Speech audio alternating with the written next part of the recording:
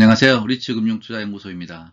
오늘은 2026년 투자시장의 가장 뜨거운 화두, 한국 데이터센터 리츠의 미래를 주제로 이야기해 보려 합니다. 글로벌 데이터센터 리츠들이 어떻게 폭발적으로 성장했는지, 그리고 그 거대한 흐름이 지금 한국 시장을 어떻게 뒤흔들고 있는지 정리해 드리겠습니다. 오늘 영상의 핵심은 딱 한 가지입니다. 이제 데이터센터는 단순한 건물이 아닙니다. 전력, 입지, 운영, 자본이 결합된 복합 인프라라는 점이죠. 앞으로 20여 년 동안 시장의 큰 그림부터 실전 투자 전략까지 하나의 스토리로 깔끔하게 정리해 드리겠습니다.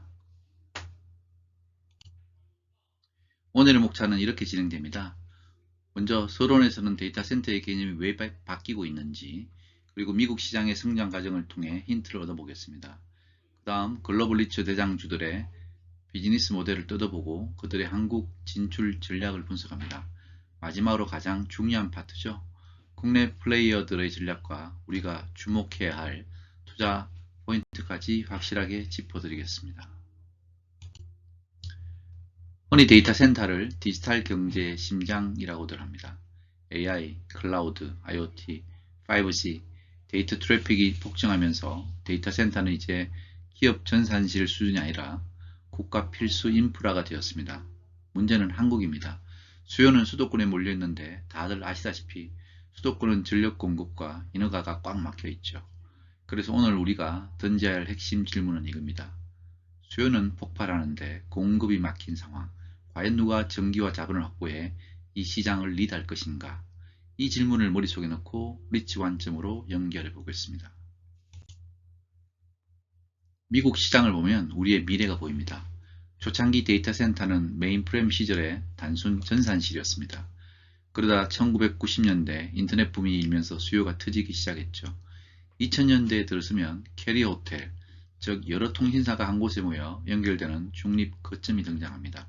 이때부터 데이터 센터는 단순 임대업을 넘어 연결 생태계를 가진 플랫폼으로 진화합니다. 바로 이 플랫폼화가 훗날 리츠 모델과 결합하면서 폭발적인 규모의 성장을 만들어낸 겁니다. 지금의 AI 시대는 또 다릅니다. 수요의 양만 늘어난 게 아니라 질이 바뀌었습니다. AI 연산은 엄청난 전력을 잡아먹습니다. 전력 밀도는 높아지고 냉각 설비 수준도 한 차원 높아져야 하죠. 그래서 투자 관점에서도 단순히 땅이 좋다만으로는 부족합니다. 이제 데이터 센터 가치를 결정하는 핵심 변수는 전력을 얼마나 안정적으로 확보했느냐입니다. 특히 전력난이 심각한 한국에서는 결국 전기와 입지를 쥔 자가 시장의 패권을 쥐게 될 겁니다.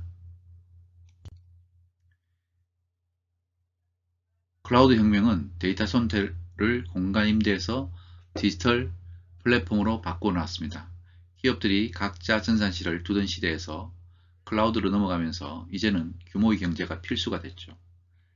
여기서 리츠가 왜 중요한지 답이 나옵니다. 데이터 센터는 초기 투자비가 천문학적이고 장기 운영이 핵심입니다. 즉, 질 좋은 장기 자본이 필요합니다. 리츠는 안정적인 임대 현금 흐름을 바탕으로 자본을 조달하고 그 돈으로 다시 확장하는 강력한 금융 엔진 역할을 해주는 겁니다.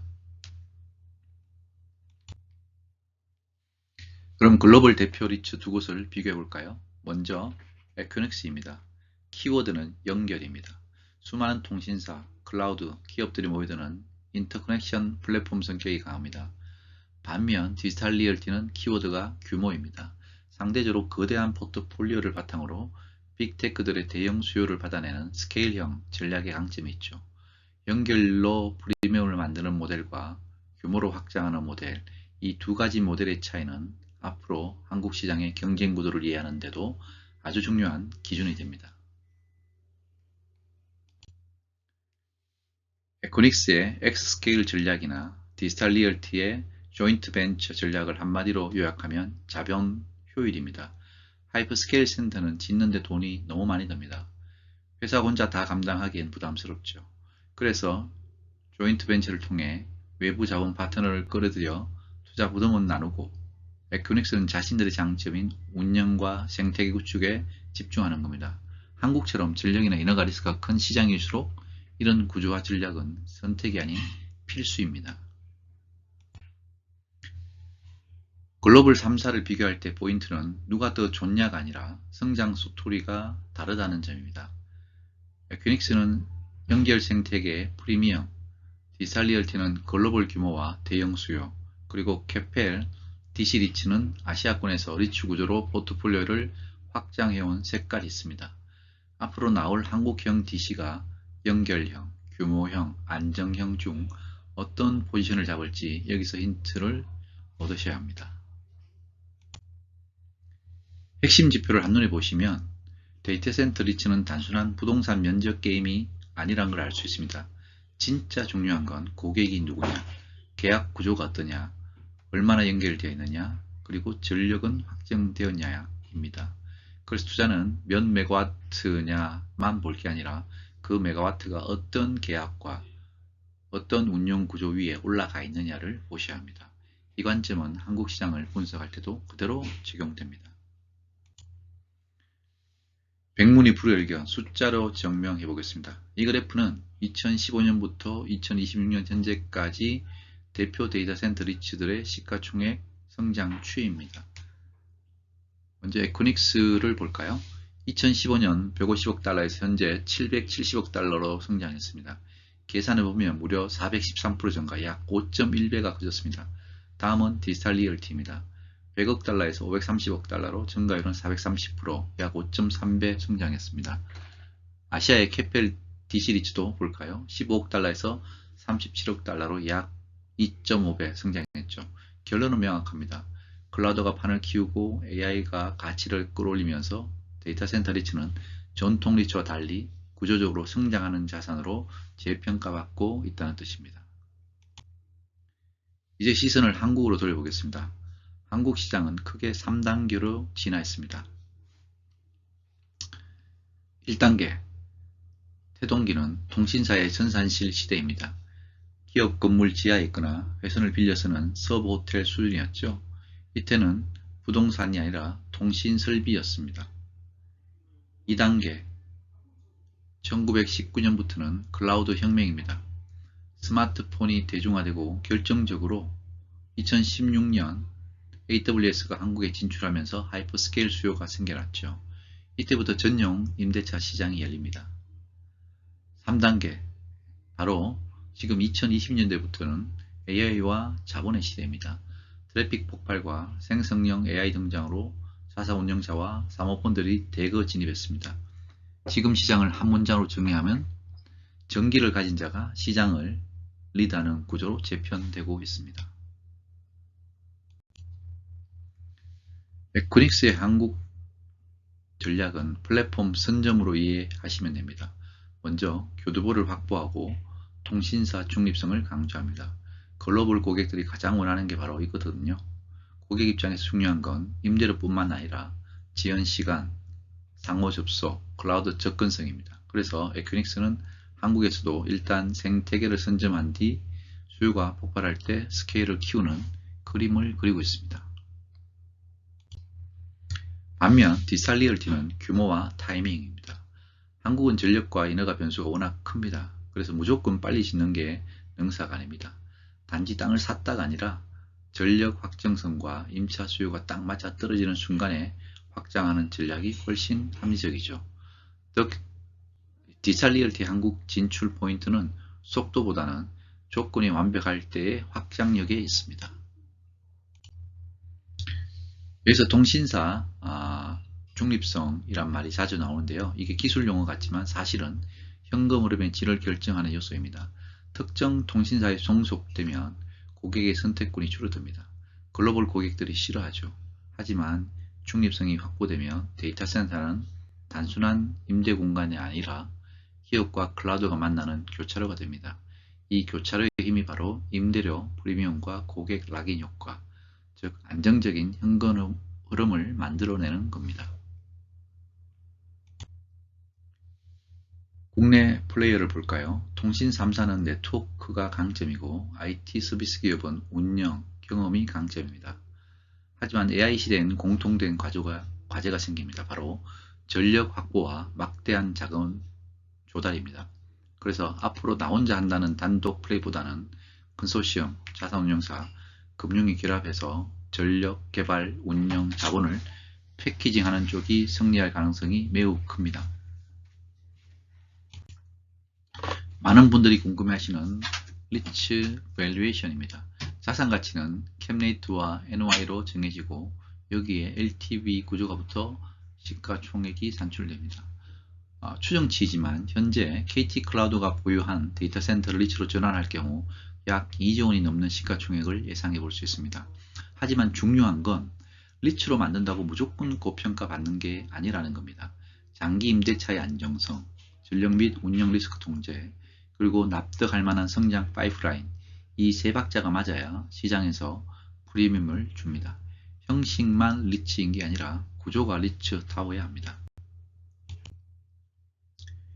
특히 AI 데이터 센터는 일반 데이터 센터와 투자 포인트가 다릅니다. 전력 밀도가 높고 설비가 복잡해서 수익성은 높지만 운영에 실패하면 리스크도 엄청납니다.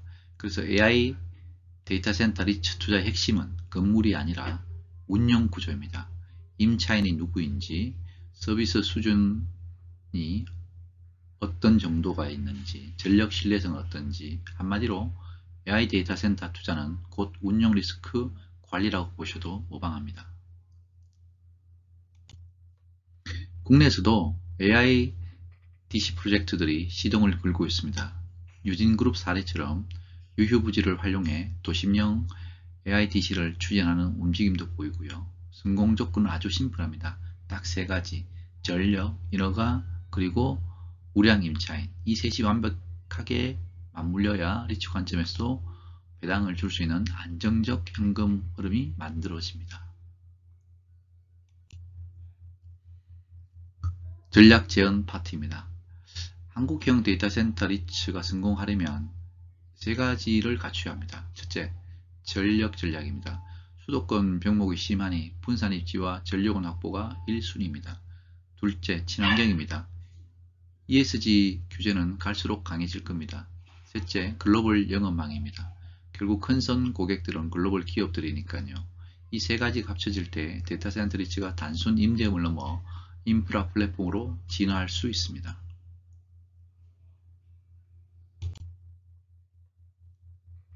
이제 마지막으로 국내 플레이어를 봅니다. 포인트는 회사 이름이 아니라 전략의 차이입니다. 예를 들어 호랑코 자산운용 같은 경우 리츠와 실물자산 운용 경험이 풍부하죠.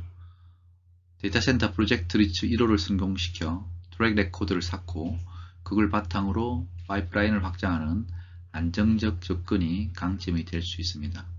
반면 개발형 딜에 강한 운용사들은 대규모 개발과 고좌를 통해 더 공격적으로 스케일을 키울 수 있겠죠. 이때 핵심은 프라코, 즉 소유와 옵코, 운영을 분리해서 리스크를 해지하는 게 설계 능력입니다. 투자자 여러분은 브랜드만 보지 마시고 전력 확정성, 장기 계약, 현금 흐름 예측 가능성, 이 세 가지를 누가 가장 먼저 패키징해서 가져오느냐를 보셔야 합니다. 그것이 대장주가 될 것입니다. 전망입니다. 2025년부터 2028년 구간은 수요는 강한데 공급은 막히는 구간이 될 가능성이 큽니다. AI 수요는 계속 터지는데 전력과 인허가가 공급의 발목을 잡을 테니까요. 그래서 투자하실 때 데이터 센터니까 무조건 좋다는 위험합니다. 전력과 계약을 확실히 확보한 프로젝트인가, 운영 구조는 검증되었는가를 철저하게 선별하는 전략이 필요합니다. 정리하겠습니다. 한국 데이터 센터 시장은 통신 인프라에서 시작해 클라우드를 거쳐 이제 전력과 자본의 게임인 AI 시대로 진입했습니다.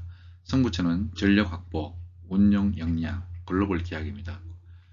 오늘 영상이 여러분의 인프라 투자 인사이트를 넓히는 데 도움이 되셨다면 구독과 좋아요 부탁드립니다. 감사합니다.